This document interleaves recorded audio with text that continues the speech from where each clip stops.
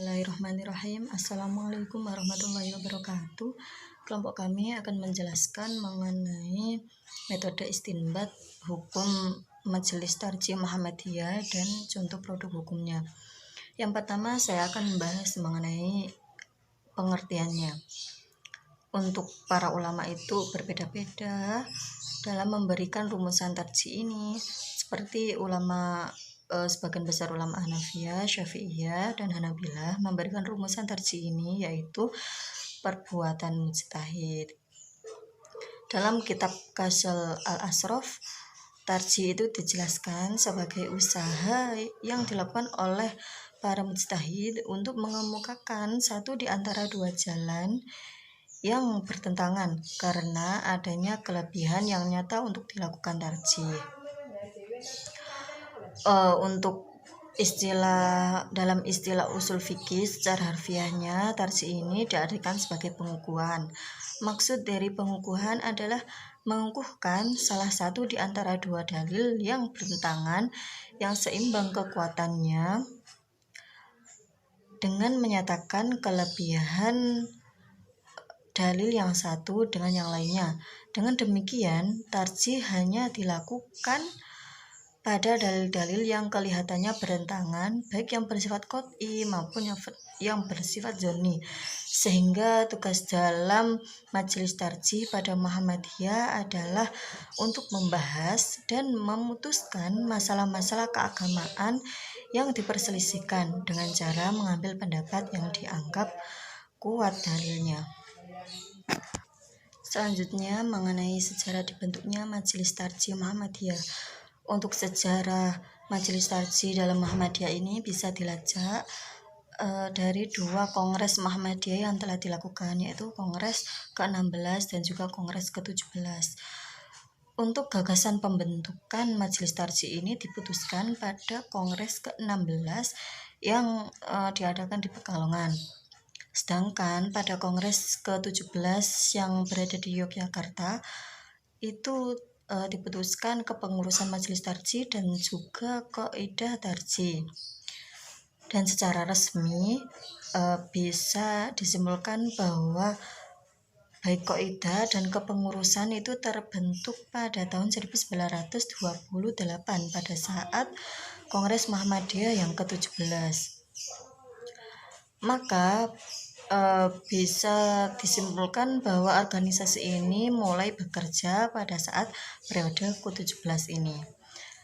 Kemudian pada Kongres Muhammadiyah yang ke-18 yang berada di Solo, Majelis Tarjih ini telah memutuskan kitab iman dan pedoman sholat. Dan dua hal ini itu telah menjadi bagian penting dari himpunan putusan tarjih. Lajnah Tarjih ini dipandang sebagai salah satu pionir di dunia Islam dalam hal ijtihad jama'i di abad modern.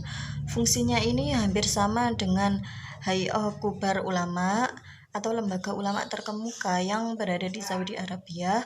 Kemudian juga hampir sama dengan Majma' al-Buhus al-Islamiyah, yaitu lembaga penelitian Islam yang berada di Mesir, dan juga hampir sama dengan Academia of Islamic Research atau Akademia Riset Islam yang berada di Pakistan dan lain sebagainya.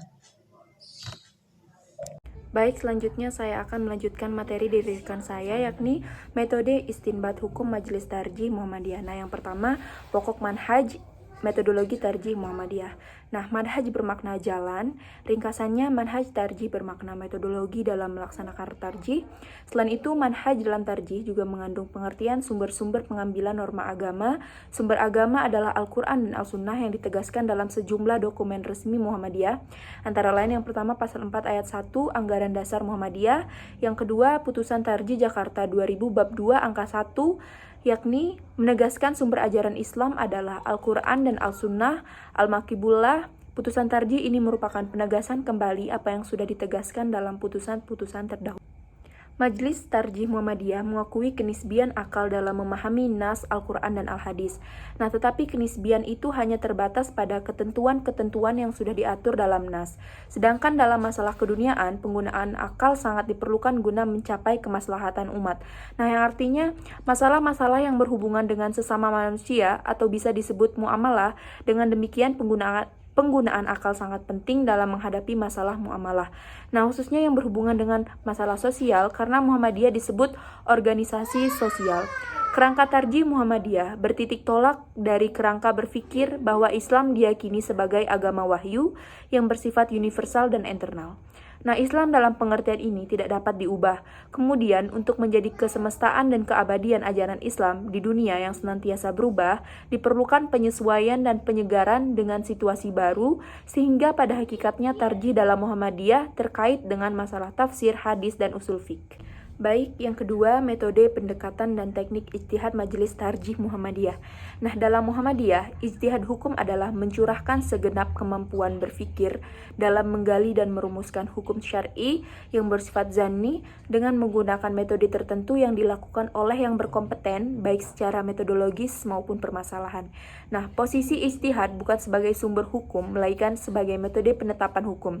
Sedangkan fungsi ijtihad adalah sebagai metode untuk merumuskan ketetapan-ketetapan hukum yang belum terumuskan dalam Al-Quran dan Al-Sunnah. Nah, dalam hal ini, Muhammadiyah sejalan dengan faham kelompok Mukhafiat yang menyatakan bahwa ijtihad adalah metode penemuan hukum, bukan sumber hukum dalam Islam.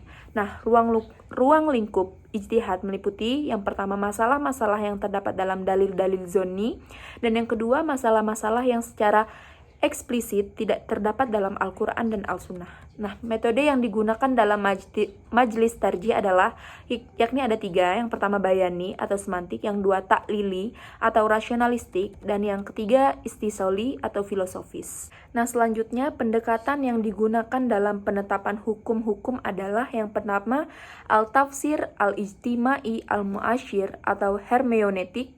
Yang kedua, al-tariki atau historis. Yang ketiga, al-sosiologi atau sosiologis. Yang keempat, al-antropologi atau antropologis.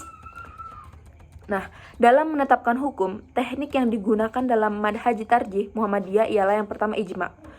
Yang kedua, qiyas. Dan yang ketiga, masalil mursalah dan Ya, assalamualaikum warahmatullahi wabarakatuh. Ya, di sini saya Muhammad Angga Ibadillah dengan NIM 18220040 yang akan menjelaskan tentang tugas dan kedudukan Majelis Tarjih Muhammadiyah. Majelis Tarjih Muhammadiyah ini memiliki peran penting, khususnya dalam posisi Muhammadiyah sebagai organisasi keagamaan.